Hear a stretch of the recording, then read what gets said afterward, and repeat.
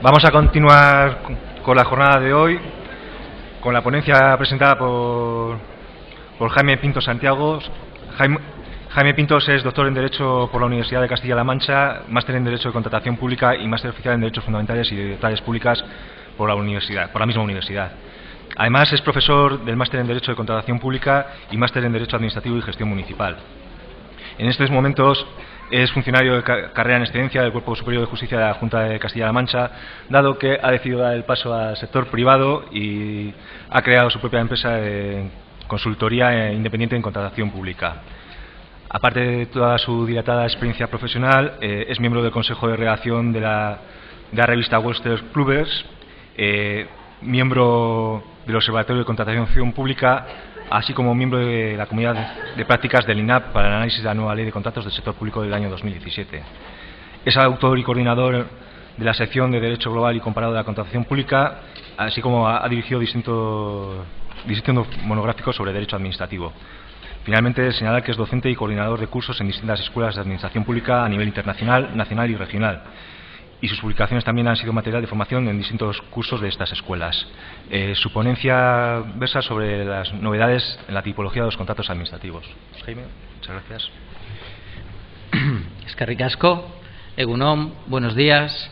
Es para mí un placer estar hoy aquí, ciertamente. Había tenido ya algún contacto con el Instituto Vasco de Administración Pública precisamente a través de alguna publicación y siempre había destacado la profesionalidad de este instituto, ¿de acuerdo? Porque efectivamente lo había visto. Ayer y hoy lo he podido ver todavía con más detalle y, bueno, mi agradecimiento. Sin más preámbulos, sin solución de continuidad, yo voy a hablar, tengo media hora, la voy a aprovechar, es decir, voy a utilizar la media hora que tengo asignada y bueno, voy a imprimir un ritmo, espero que suficientemente dinámico a mi intervención para que bueno, pues en esta media hora pueda ser una media hora provechosa, sobre todo para ustedes, ¿de acuerdo? Y bueno, para el curso de estas jornadas. Bien, efectivamente, mi participación versa sobre las novedades en la tipología de los contratos administrativos. Bien, ¿dónde encontramos esta tipología de los contratos administrativos? En primer lugar, en la norma, en el nuevo texto, en la Ley 9/2017, pues concretamente en el artículo 12. Podremos resumir los tipos contractuales actuales del siguiente modo: como contratos de obras, contratos de suministros, contrato de concesión de servicios, que es una de las novedades, si podemos decir tal cosa, de la nueva ley, y los contratos de concesión de obras, así como los contratos de servicios. ¿De acuerdo? De este marco de tipología contractual es del que partimos. Bien. La Ley de Contratos del Sector Público contempla, junto a estos contratos administrativos, una serie de contratos diferentes, que son los contratos privados y los contratos administrativos especiales, a los que me referiré luego posteriormente de manera breve. Bien, dentro de estos contratos administrativos encontramos, como ya hemos dicho, los citados anteriormente, al que hay que añadir ahora, en este momento, a partir de siempre, los contratos mixtos. Es decir, es también una forma de contrato que está regulado en la ley y que además ha sido fruto de importantes novedades en el nuevo texto. Bien. ¿Qué contrato suprime en este caso el nuevo texto? Pues suprime el contrato de gestión de servicios públicos y con ello suprime la regulación de las diferentes modalidades de gestión de servicios públicos que anteriormente teníamos. Esto es, hablo de las modalidades de concesión, la modalidad de concierto, la modalidad de gestión interesada, pero no así la modalidad de sociedad de economía mixta, que sigue manteniéndola en una disposición adicional, que es la disposición adicional 22, para determinadas cuestiones en concreto. Es decir, la ley sigue contemplando la posibilidad, la existencia de llevar a cabo una sociedad de economía mixta, ¿de acuerdo?, constituida o en constitución, de acuerdo, para llevar a cabo contratos de concesión de obras o contratos de concesión de servicios. No me voy a detener en las sociedades de economía mixta. Esta disposición adicional, la verdad, es que no plantea ninguna dificultad técnica a la hora de leerla, interpretarla e incluso entiendo que aplicarla, por cuanto consta de 3 párrafos sencillos que uno lo lee y lo que viene a decir es que efectivamente se contempla como con carácter residual esta posibilidad, ¿de acuerdo?, la de la sociedad de economía mixta, para llevar a cabo pues concesiones de obras o concesiones de servicios. Bien. Es importante decir que las anteriores directivas y también las nuevas directivas, la 4ª generación de directivas, la 23, la 24, la 25, omito la de contratación electrónica, establecen la posibilidad de que las administraciones lleven a cabo la prestación de los servicios por medios propios. Es decir, ninguna administración está necesariamente obligada a contratar. ¿De acuerdo? Bien, pues esto se enfatiza en las nuevas directivas, en la cuarta generación de directivas y también en el nuevo texto, en la Ley 9/2017, respecto de ciertos tipos de servicios u objetos contractuales. Así, por ejemplo, lo establece exactamente dentro de los servicios a las personas, como ciertos servicios sociales, los conocidos ya como servicios a la ciudadanía, que se contemplan en el anexo 4 como posibilidad también de contrato de servicio y como posibilidad de contrato de concesión de servicios, luego nos referiremos a ambos, así como para los servicios sanitarios, incluidos los farmacéuticos y educativos. El motivo es porque la directiva de la Unión Europea ha entendido este tipo de objetos contractuales que están fuera del interés económico de ese mercado único o que no tienen la misma importancia desde precisamente ese mercado para los propios Estados, o sea, para la propia Unión Europea. Y además ha entendido que, por ejemplo, en el caso de los servicios sociales, los llamados servicios a la ciudadanía, corresponden u obedecen a la idiosincrasia propia de cada uno de los Estados miembros. Por ello ha permitido también fijar unas ciertas reglas especiales para este tipo de contratos. Bien. Por lo tanto, hasta el punto que para ello permite el nuevo texto, a raíz de la directiva, insisto, en la no necesidad de celebrar contratos públicos, sino utilizar otros sistemas de, podemos decir, concertación, como pueden ser la concesión de licencias o las autorizaciones. Hay ya un número considerable de comunidades autónomas que han regulado sobre la materia, por ejemplo en materia de servicios sociales, con su propia ley de servicios sociales, donde permite efectivamente salir o sacar del ámbito del contrato público, entendiendo que no hay concurrencia competitiva y que se trata de unos servicios especiales, a los servicios sociales o de asistencia sociosanitaria, que no sanitaria en sí mismo. Bien, otra figura que se suprime es la figura del contrato de colaboración público-privada. Bueno, esto la verdad es que no nos debe alarmar ni preocupar porque yo en mi experiencia no he visto ningún contrato de colaboración público-privada y precisamente ese es uno de los motivos de su desaparición, su escaso uso, su escasa aplicabilidad y además con la posibilidad de que los objetos contractuales previstos para este tipo de contratos cabía o cabe incluso todavía, lógicamente, la posibilidad de llevarlo a cabo a través de otras modalidades contractuales como el propio contrato de concesión. Bien, novedades en los distintos tipos contractuales a las que me voy a referir, dado que no podemos entrar a analizar el régimen jurídico de cada contrato, sino que se trata de una exposición de las novedades de los mismos. Bien, respecto del contrato de obras encontramos como novedad en el artículo 13 una incorporación que ya estaba en nuestro ordenamiento jurídico pero que tenía rango reglamentario. Ahora se le ha dado rango legal, es decir, ha sido regulado a través de una reserva legal, lo que ha supuesto o tiene la importancia que ello puede conllevar. Es decir, ya está sujeto a los límites de la potestad legislativa. Y es que incorpora este artículo 13 en su apartado tercero la referencia a obra completa y posibilidad de contratar obras definidas mediante proyectos independientes. Ya digo que no es una novedad normativa, pero sí una incorporación al texto de la ley.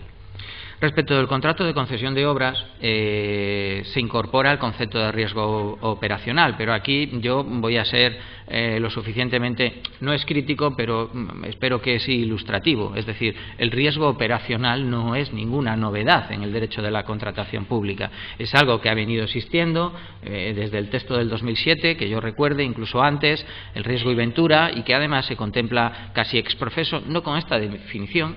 Podríamos decir que la novedad es que se le llame riesgo operacional y la definición del mismo, conceptual y doctrinalmente, si bien esto, como iré diciendo, cuando veamos el riesgo operacional ya es algo que existía en nuestro ordenamiento desde hace mucho. Pues recuerdo, por ejemplo, ya informes del año 1997 de la Junta Consultiva de Contratación Administrativa del Estado del Tribunal Central de Recursos Contractuales. Luego lo veremos, por no citar ya el Tribunal de Justicia de la Unión Europea.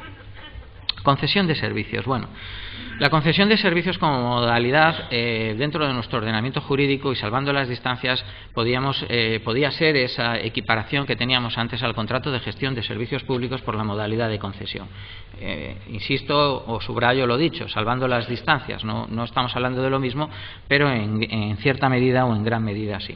Bueno, la ley nos aporta una definición de la misma que, bueno, no me voy a permitir leer, está ahí, pero efectivamente viene a atribuir o a referirse a prestaciones que sean de la titularidad o competencia, de acuerdo, de la propia Administración.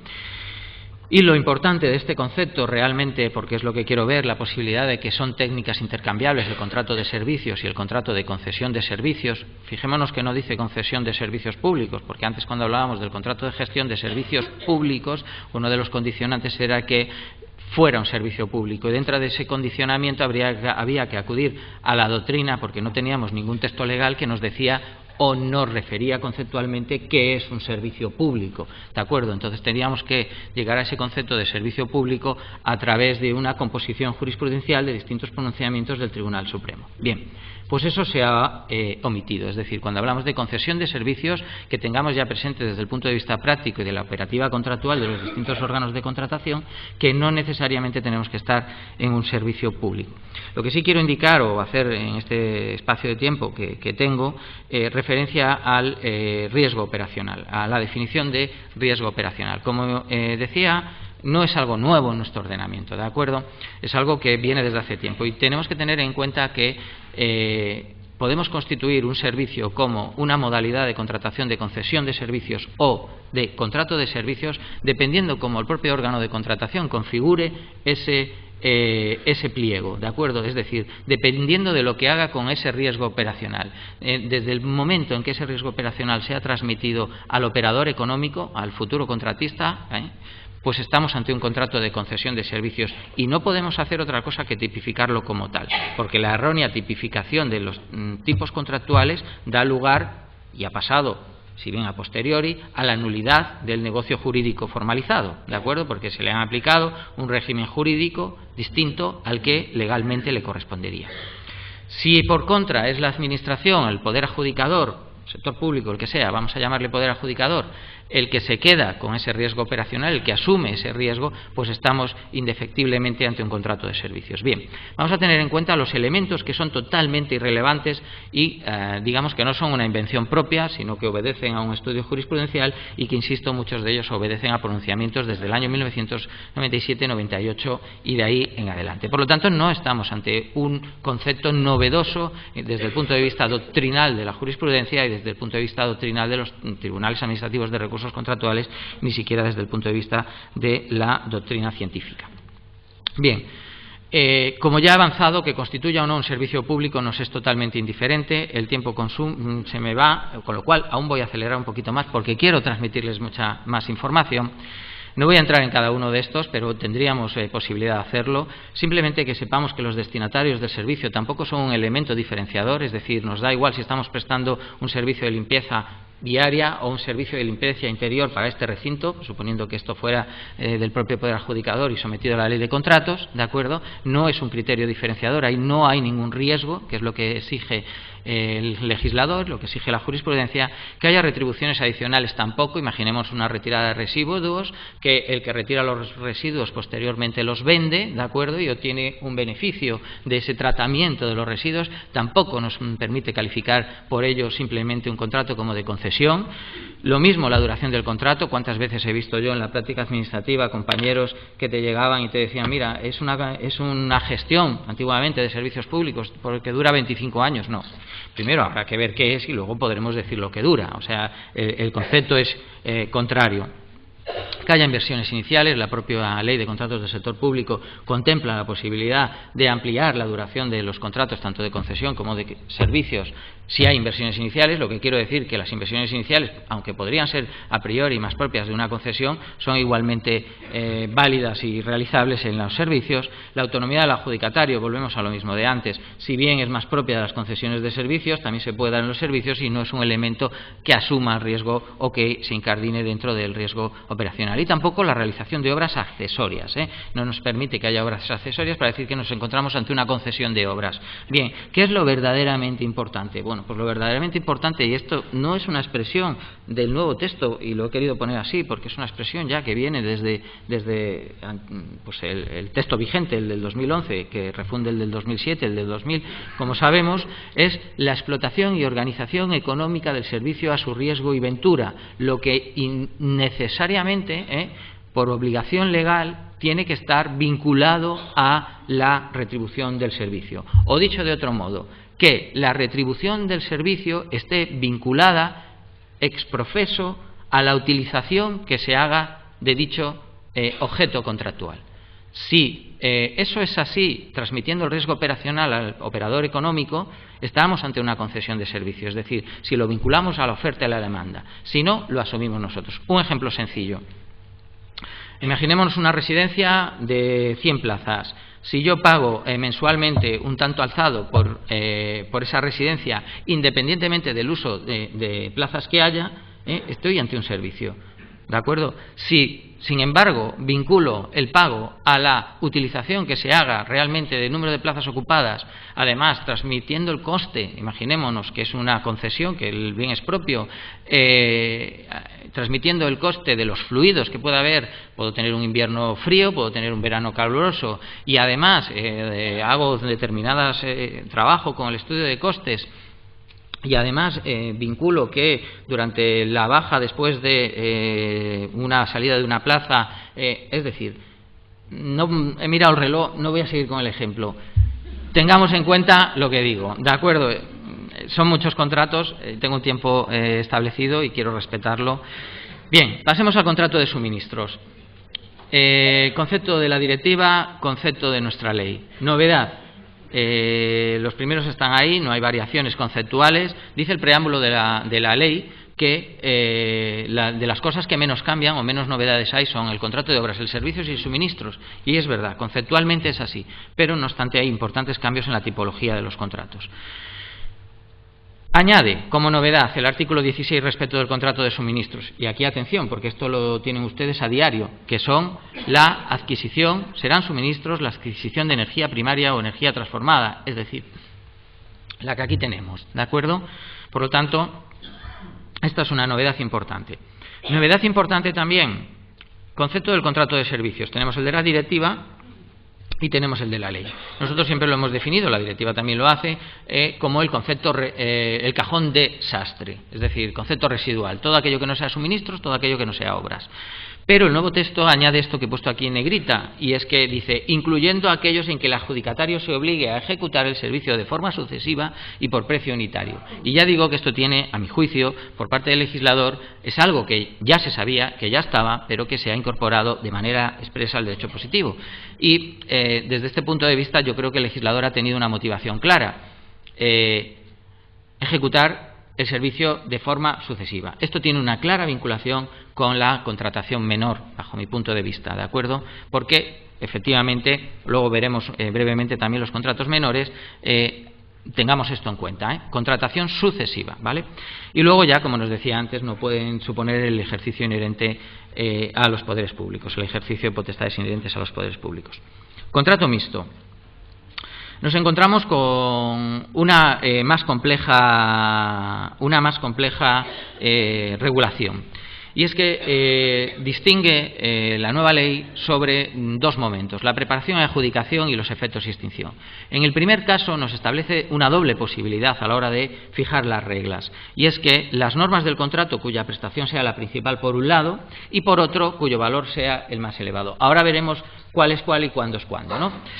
Y los efectos de extinción, y para mí no habrá un motivo, habrá una motivación, pero me parece una falla en este sentido de la configuración del nuevo texto, que es que los efectos de extinción los permite dejar a decisión del pliego de cláusulas administrativas particulares. A mí esto me parece, bueno, pues una prerrogativa demasiado grande para el órgano de contratación, de acuerdo, para los poderes adjudicadores. Mi consejo es, como una de las espíritus de la nueva ley que está en su interpretación finalista es la motivación y justificación de todos los actos administrativos, es que si os apartáis de las reglas que el texto aplica para decidir el régimen jurídico aplicable en la preparación y adjudicación, sea por una motivación suficiente.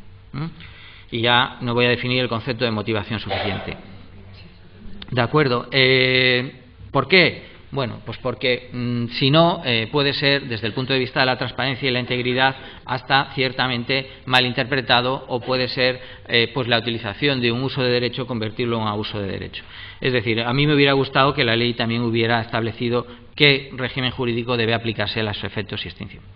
Por otro lado, como conceptualmente dice, que no es novedad, pero está en el artículo 34 y lo traigo a colación del 38, y es que efectivamente solo podrán vincularse aquellas prestaciones que estén directamente vinculadas entre sí y mantengan relaciones. Pero vamos a ver cuándo se utiliza cada regla. Bien, reglas para la determinación de las normas que regirán los contratos mixtos. Si nos encontramos entre contratos de obra, suministros o servicios, se atenderá a la prestación principal. Veíamos antes, en la diapositiva anterior, que teníamos en la preparación y adjudicación dos posibilidades: prestación principal o valor estimado. Bien. Como he dicho, obras, suministros y servicios, prestación principal.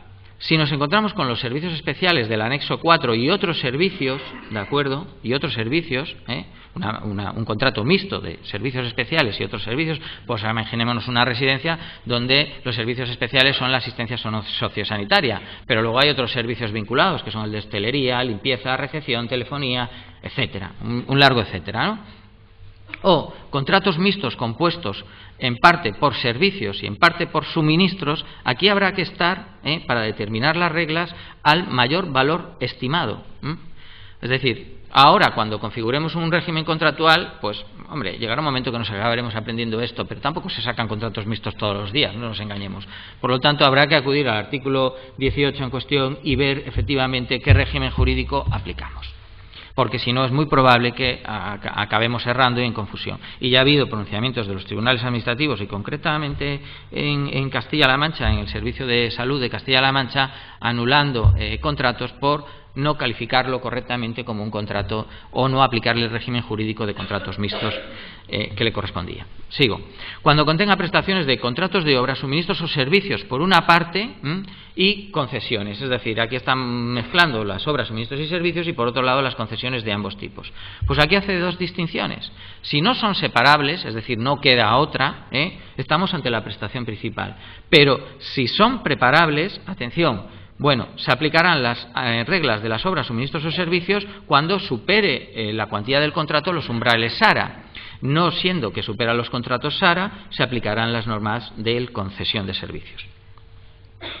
Y luego la ley también hace, ya abundando un poquito más, y como lo traía a colación y me toca analizar el régimen jurídico de la nueva tipología de contratos, encontramos aquellos contratos que se encuentran regulados en esta ley con prestaciones de otros contratos distintos, y se seguirán nuevamente las siguientes reglas. Primera de ellas, prestación principal, igualmente que antes, cuando no sean separables, y en su defecto, si son separables, se aplicará la ley de contratos del sector público prioritariamente. Es decir, prioritariamente en el sentido de que no se aplicará el régimen especial, sino la propia ley de contratos del sector público. Es decir, los contratos son separables, usted decide hacerlo como un contrato mixto, pues entonces no puede evadirse de los procedimientos y principios generales más rigoristas que exige la contratación administrativa. Ese es el mensaje que lanza el legislador.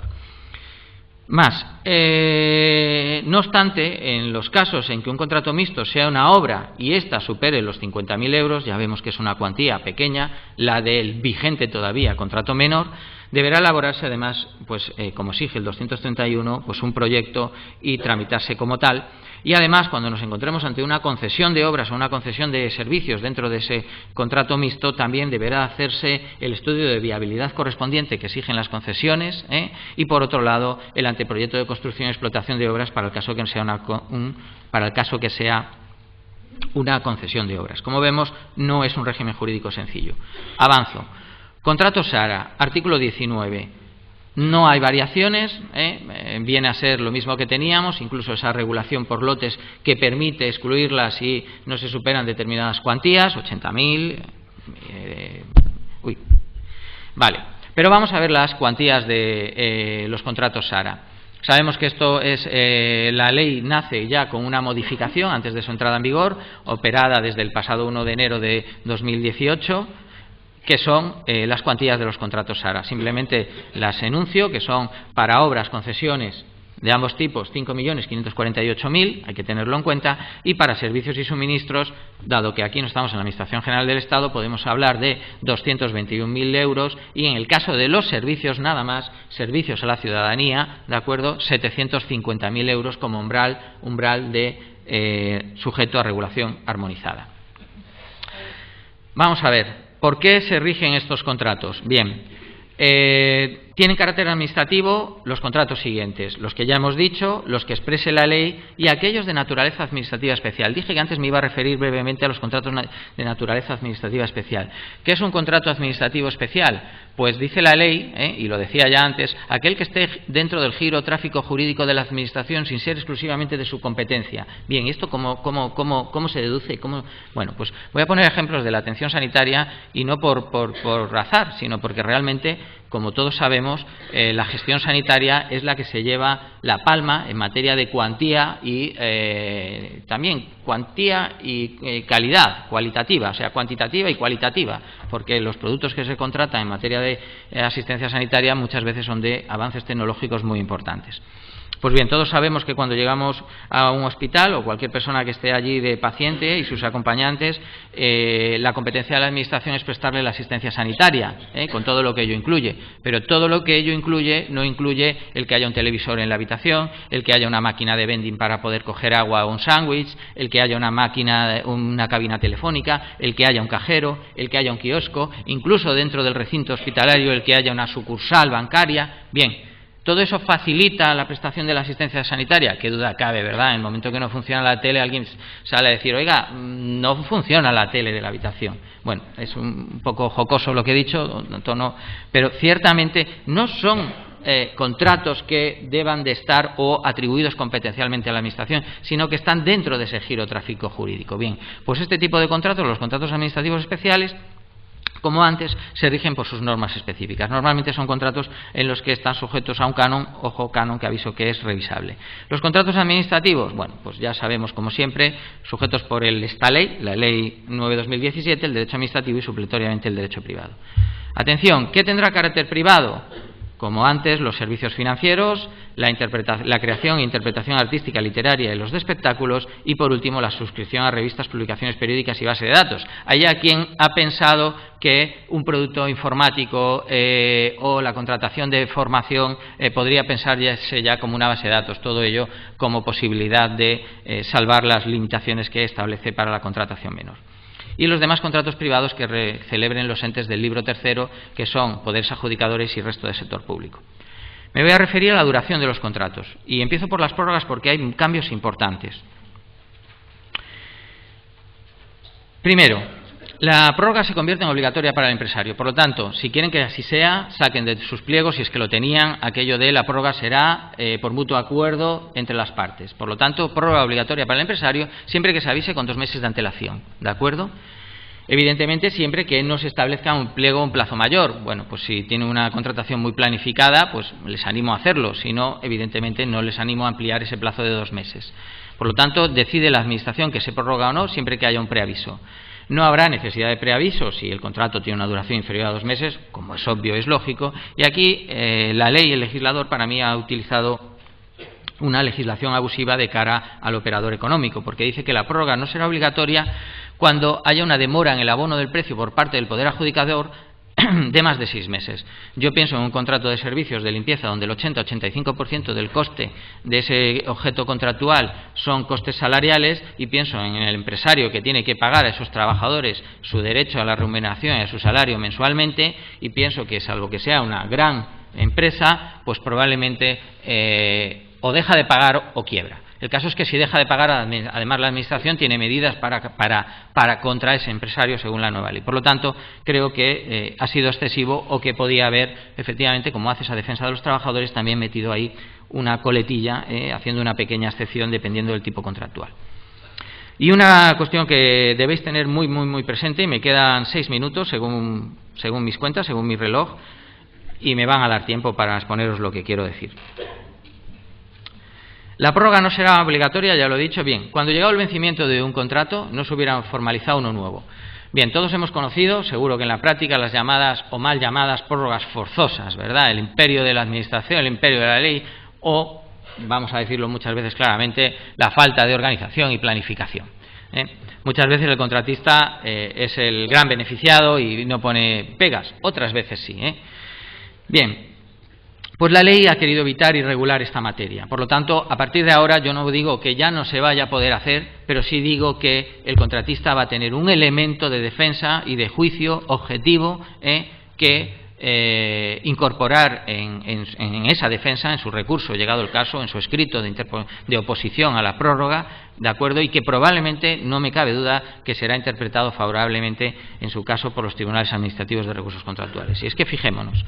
Se podrá prorrogar el contrato originario cuando llegado el vencimiento, primero con un máximo de 9 meses. Yo he visto prórrogas forzosas mucho más allá de 9 meses. Y siempre que se exijan 3 requisitos. Que sean acontecimientos imprevisibles, eso no obedece a la falta de planificación, organización, decisión, etcétera. ¿De acuerdo? Puede obedecer a un recurso especial en materia de contratación que suspende la adjudicación del procedimiento. ¿De acuerdo? Siempre que sea por razones de interés público y siempre que el anuncio de licitación, es decir, obedece a la obligación del órgano de contratación a haber llevado a cabo ya actuaciones necesarias para la nueva contratación. Siempre que el órgano de contratación haya publicado con una antelación mínima de 3 meses, ¿de acuerdo?, su correspondiente anuncio de licitación. Yo me refiero, tenerlo muy claro, la contratación pública no es algo que dependa única y exclusivamente de la unidad de tramitación de contratación administrativa. Eso es algo que es así, que es obvio y que los que están en las unidades de contratación padecen y hemos padecido. La contratación es cuestión de todos y quienes tienen un papel muy importante en la misma, que no sé si aquí hay, son los órganos gestores. Por lo tanto, también la planificación y la conformación de los contratos nace de los órganos proponentes, ¿de acuerdo?, de los órganos gestores, que tienen un papel muy importante en esta cuestión. Refiriéndome a la duración, la regla general. Vamos a aplicar la regla general. Y voy a ser aquí muy rápido, no me voy a entretener en la duración porque además es algo que no requiere interpretación. Regla general, 5 años, incluidas las prórrogas. ¿De acuerdo? ¿Hay excepciones? Sí. Pues en el caso de los contratos de servicios, cuando sea necesario recuperar las inversiones, lo que habrá de motivar. En el caso de los servicios de mantenimiento, cuando haya exclusividad del servicio del suministro prestado, bien, pues mientras dure la vida útil del producto. En aquellos que sean complementarios, pues tampoco podrá el servicio complementario, esto no es novedad, lo traigo a colación, del contrato de duración principal. Los servicios a las personas, vemos aquí que hay una nueva excepción enfocada a la falta de interés económico desde el punto de vista de la Unión Europea y del mercado único de la contratación que quiere crear los servicios a las personas, porque permite un plazo de duración mayor cuando ello fuera necesario.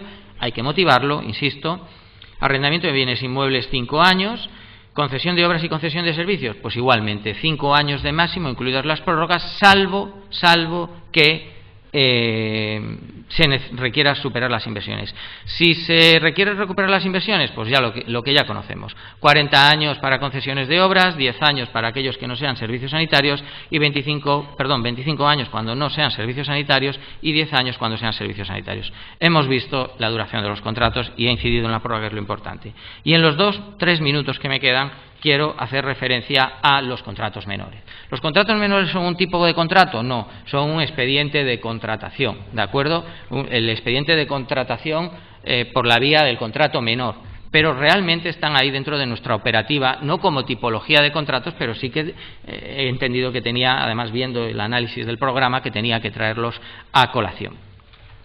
Bien, rápido, muy rápido. Duración no superior a 1 año, no es novedoso. No existe posibilidad de prórroga, no es novedoso. Y aquí, con un poco de sarcasmo, digo, no existe posibilidad de prórroga ni de renovación, ni de ampliación, ni de repetición, ni la figura del contrato menor nuevo. Y aquí traigo a colación aquello que dice ahora el nuevo texto en la definición del contrato de servicios. Acordaros que decía contratos de prestación sucesiva, ¿de acuerdo? Bien, el expediente sí hay novedades, hay que motivar nuevamente. Lo que está en rojo o en color granate es la motivación y se requiere un informe. Aquí la ley dice del órgano de contratación. Yo creo que esto es cuestionable desde el punto de vista que la interpretación hará decir que quien tiene que hacer el informe es el propio órgano proponente, como en cualquier otro contrato, motivando la necesidad del gasto, como teníamos antes, aprobación y factura. Más novedad, que no se está alterando el objeto del contrato para evitar la aplicación de reglas generales de contratación, que el contratista no ha suscrito más contratos menores que individual o conjuntamente superen los umbrales. Y sé que esto es la cuestión de polémica y he de decir que me consta que la Junta Consultiva de Contratación Administrativa del Estado tiene preparado un informe y al respecto interpretando esto que bueno, habrá que verlo. En el caso de obras no quiero avanzar qué dirá porque todavía es una incógnita, aunque bueno, pues suenen campanas, ¿no? Obras, proyecto, presupuesto e informe de supervisión. Bajan los umbrales de 18 a 15.000 euros en suministros y servicios, de obras de 50 a 40.000. Y no se podrán acumular, dicen, una misma anualidad, cantidades por proveedor superiores a los umbrales. Voy rápido por tiempo, porque no quiero robarle tiempo. 118, yo no sé si el legislador lo ha hecho adrede, pero tiene el mismo número, quizás para que cuando abriéramos la ley fuéramos a encontrar rápidamente los contratos menores que están en el mismo número que estaba en el anterior texto. Pasa con más artículos, no solo con este. Debéis de tener en cuenta la necesaria obligatoriedad de publicación, también en virtud de lo previsto en el artículo 63 del perfil de contratante, donde encontráis la obligación, al menos, de publicar trimestralmente, qué debe comprender esa publicación, y hay un dato muy importante, y es que se debe publicar la relación de adjudicatarios por orden alfabético, ¿de acuerdo? Esas mismas obligaciones las podemos asumir en el control, y la ley excepciona los gastos inferiores a 5.000 euros y no o que puedan tramitarse por anticipo de caja fija, ¿de acuerdo? Y no o, porque esa también es otra cuestión. Dice, pues esto ya no lo puedo meter por aquí, lo puedo meter por anticipo de caja fija. Es una cuestión de dudosa legalidad y ahí los interventores tienen que hacer una importante labor. Los contratos menores. Se nos ponen límites. No voy a exponer aquí la contratación electrónica, que ha implantado aquí hace mucho tiempo, es una ventaja añadida, una solución a esto. Entiendo que protocolizar un procedimiento, ¿de acuerdo?, para que sirva de cuello de botella, para que elimine, esa posibilidad de que una vez hecho el gasto nos hayamos pasado, porque muchas de las cuestiones que estamos viendo en los tribunales obedecen a las actuaciones llevadas a cabo en contrato menor. Yo quiero decir que hay soluciones, la ley plantea soluciones a la misma, el supersimplificado pasa por la licitación electrónica y que, bueno, hay vida más allá del contrato menor y se puede solventar a la misma. Nada más. Gracias por estos 2 minutos de exceso. Perdón. Eskerrik asko. Eskerrik asko, Jaime. Bueno, jardunaldia